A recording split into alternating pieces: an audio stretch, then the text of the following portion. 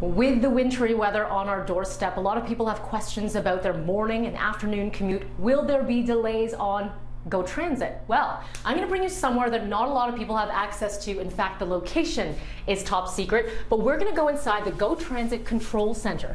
In here, we're going to show you how they determine what your commute looks like. What sort of preparations do you have for weather that is extreme? We're constantly monitoring the weather for the safety of our passengers. So we utilize our AccuWeather service as well as Environment Canada websites. So as you can see, there's a yellow watches, and that's primarily focused on more the northern area of our territory. What is on your agenda right now for priorities planning ahead for the commutes? Right now we're looking at the layover yards, the shop. So what we'll be doing there is we want to make sure that we have the correct equipment on hand to clear out all the snow.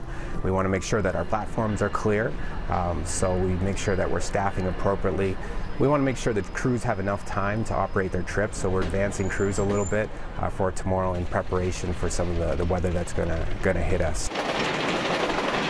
So right now we're at a weather watch, which is one less than a weather warning. So we're making our preparations, but they aren't as significant as a service adjustment. So service will be operating right now as planned. Is there a specific temperature that it hits below, or an accumulation for snow that is kind of your benchmark and you go, okay, this could spell trouble for us? We get nervous when it gets into the negative temperatures, of course, the freezing.